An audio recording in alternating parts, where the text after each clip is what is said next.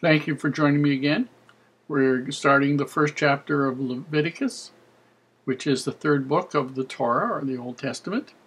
And here we're going to learn about how the priests deal with their duties, what they see as their duties, and what they are told are their duties. Chapter 1.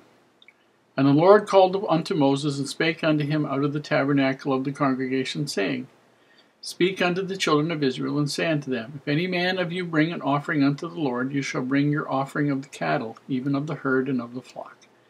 If his offering be a burnt sacrifice of the herd, let him offer a male without blemish.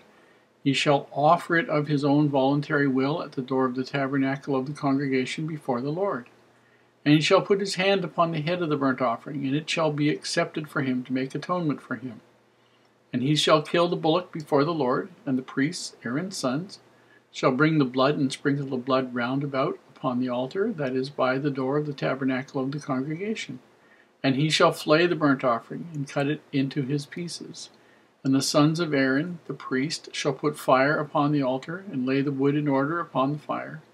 And the priests, Aaron's sons, shall lay the parts, the head and the fat, in order upon the wood that is on the fire, which is upon the altar. And his inwards and his legs shall he wash in water, and the priest shall burn all on the altar to be a burnt sacrifice, an offering made by fire of a sweet savour unto the Lord. And if his offering be of the flocks, namely of the sheep or of the goats, for a burnt offering, he shall bring it a male without blemish.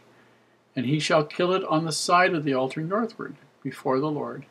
And the priests, Aaron's sons, shall sprinkle his blood round about upon the altar. And he shall cut it into his pieces, with his head and his fat, and the priest shall lay them in order on the wood that is on the fire, which is upon the altar.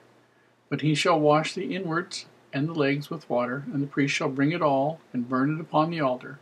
It is a burnt sacrifice, an offering made by fire, of a sweet savour unto the Lord. And if the burnt sacrifice for his offering to the Lord be of fowls, he shall bring his offering of turtle doves or of young pigeons. And the priest shall bring it unto the altar, and wring off his head, and burn it on the altar, and the blood thereof shall be wrung out on the side of the altar. And he shall pluck away his crop with its feathers, and cast it aside beside the altar on the east part, by the place of the ashes. And he shall cleave it with the wings thereof, but shall not divide it asunder. And the priest shall burn it upon the altar, upon the wood that is upon the fire. It is a burnt sacrifice, an offering made by fire, of a sweet savour unto the Lord. Hi. Just as the building of the tabernacle occupied most, I think, or the biggest part of the first year that Israel was in the wilderness, and the greatest single resources that they had to get it right, so that they would have a home for God, a place for God to visit with Moses, and that they could see as a sort of portable version of Mount Horeb, so that even though they were going to wander, they could take this with them, and once it had been accepted by God, that it would be something that they could take with them and have as a living witness of their relationship with God. So these sacrifices, as outlined in Leviticus, and all of the attendant duties, all the washings, all the cuttings, all the use of the blood, all of these things, all are designed for one thing. They are designed to get people to, as in preparation for getting the people to think about making sacrifices, not of the animals. Those are the things that are being used as teaching instruments. God doesn't need the animals as sacrifices. Man needs the animal as sacrifices. Man needs to give so that he can be thinking about the purpose of the giving. Why am I giving this very best animal that I've got? What purpose does it serve? And I'm sure after he had given it, he thought about it if he hadn't thought about it before. So there's a little bit of symbolism. There's a lot of symbolism here and everything. I could have taken a weekend, a great long weekend course on the symbolism of the structure and how the tabernacle was laid out. 8 hours a day, 10, 12 hours a day for 2 or 3 days. We'll get a little bit of it bit by bit as we go through this, but you need to understand that everything in the tabernacle was designed to get people to understand their relationship to God.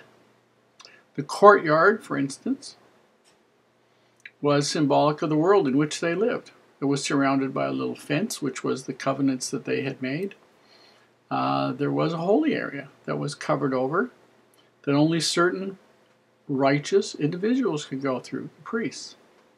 And there was a Holy of Holies, which only the high priest, after he was duly qualified, could go in once a year only.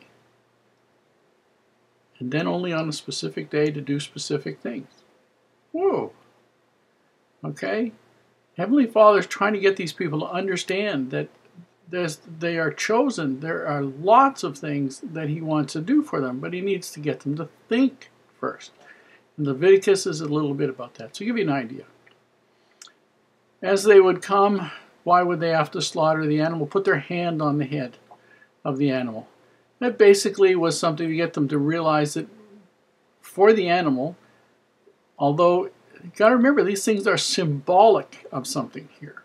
It isn't the actual performance of this thing that does it. It's a symbol, and they're supposed to learn from the symbol. And it's very tough for some people to learn from the symbol. Putting their hand on the head of the animal and pushing on it was basically to transfer their sin to the animal which is being sacrificed. Did it? No. The person still had their sin, but the animal was being sacrificed as a symbol for their sin to hopefully get them to recognize that they could, if they died in their sins, they were in big, tough shape. You got to start somewhere with people. These people had been idol worshippers, seen idol worshippers. The toughest part wasn't to get the people out of Egypt. The tough part was to get the Egypt out of the people. And that's why there was only one place to sacrifice the animals. And that was so they wouldn't do it at home and have their little altars of things they were going to do at home. Okay? Then they had to cut it up. Then they used the blood. Okay? The blood was symbolic of the life. Okay? It had to be burnt. There were sin offerings, peace offerings, trespass offerings. If you're a wealthy man, it was a bullock. If you're not quite so wealthy, it was a sheep or a goat. If you were a poor man, it was a turtle dove or something else. Pigeon. Okay? But the same steps would apply. And it was so that everybody could offer something that was appropriate to their situation. For a wealthy man, hey, maybe the bullock didn't represent a great sacrifice. For the small individual who was very poor, maybe the pigeon represented a great sacrifice. But in the long run, what Heavenly Father wanted was not the meat offering, not the burnt smell of the meat. He wanted the people to learn that they needed to authorize their obedience. They needed to sacrifice their hard-heartedness. They needed to do the things they needed to do.